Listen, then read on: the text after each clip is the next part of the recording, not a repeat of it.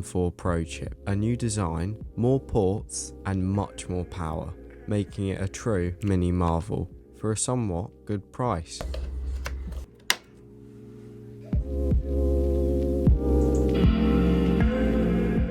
My name is HypeUpTech, and in today's video I'm going to take a look at the new Mac Mini with M4. I'm going to take a look at the new Mini design, some benchmarks, as well as some real world tests. In the box you get the Mac Mini itself and the power cable, with some setup instructions and no stickers, so I guess that's the end of the Apple stickers era. Since it ships with no other cables in the box, you're going to want to pick up either a Thunderbolt 5 cable, which the Mac Mini now supports, or a HDMI cable, depending on what you're connecting it up to.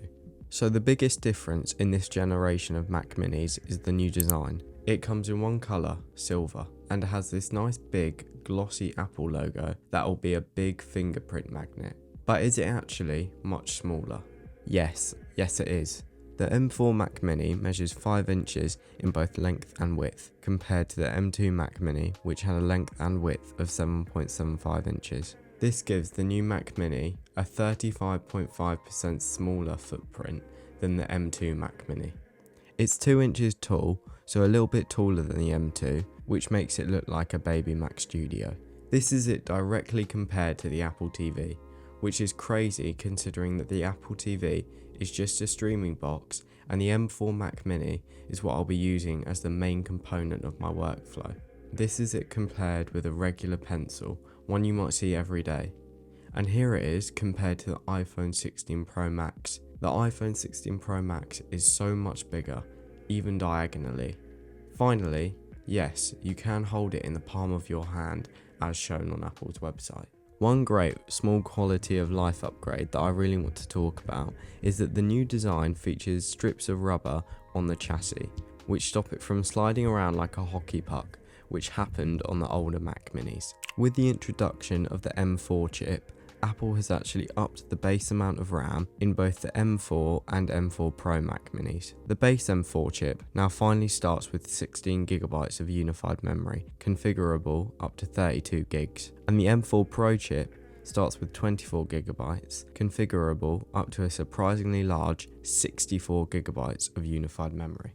Other than the RAM, the M4 chip can be configured to up to 2TB of storage and upgraded to 10GB Ethernet. Since this is my dedicated editing device, which will be used to edit for this channel and the centre of my workflow, my M4 Pro Mac Mini is fully spec'd out, with a 14-core CPU and 20-core GPU, with 8 performance cores and 4 efficiency cores, hardware accelerated ray tracing, a 16-core neural engine with a crazy 64 gigs of unified memory. It has support for 3 displays at one time through the 3 Thunderbolt 5 ports on the back. Now yes, this is overkill, but I'm going to be using this M4 Mac Mini for at least the next 3 to 5 years, and I want to future-proof while also seeing how powerful this tiny machine can actually get. Now let's look at some benchmarks using Geekbench 6 and the Blackmagic disk speed test, as well as some real life examples. So in Geekbench 6, the CPU on this M4 Pro Mac Mini scored 3,973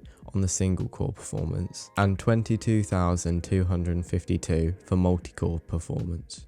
Now, the GPU scored around 71,264 on the Geekbench Metal test. Moving on, the SSD has a write speed of 6,768 megabytes and a read speed of around 5,447 megabytes. Since all of those benchmarks are synthetic, let's look at something like the export time of a project in Final Cut Pro. And since Apple has kind of marketed this as a gaming device, let's test it out with Minecraft to see what it can handle. First of all, I want to try exporting a Final Cut project. Now this is a 4K 29.9 FPS timeline that I've just finished editing, and the video will be coming out in maybe a month. Let's get straight into exporting. The video is rendered in Apple ProRes 422 LT with a runtime of 8 minutes and 43 seconds, with a bunch of color grading, music and text effects. Let's go. And wow, this thing is powerful. It exported the video file in around 15 seconds, I genuinely cannot believe that this 27GB video file exported in under 20 seconds on a Mac Mini. This Xbox time is crazy, especially for a PC this small, and I genuinely can't believe it. I wish I had more video to export. There's only one test I want to do in Minecraft, and I think we all know what it is.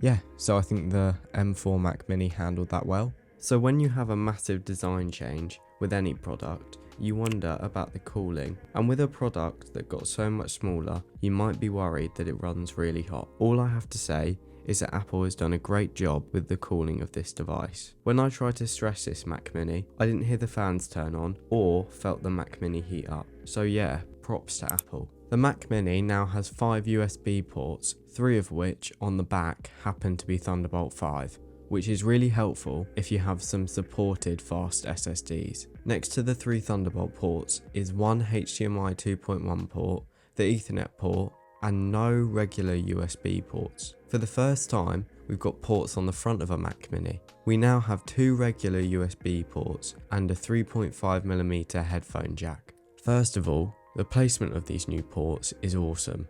It would have been nice to have one full-sized USB port for some accessories, and now I'm forced to use a dongle. The introduction of ports on the front makes it much easier to quickly connect SSDs and any dongles, as well as charging some of the new USB Magic accessories. A few extra things to note about this new Mac Mini is that it's the first carbon neutral Mac, which is pretty impressive when you consider that all the components that make up a Mac have to be carbon neutral, as well as the shipping. Another thing is that the power button is in an odd place, on the underside of the Mac Mini at the back. This has caused a stir in the tech community, but really does it matter? I only turn off my Mac maybe once every 1 to 2 months. I do get it though. Why is it on the back?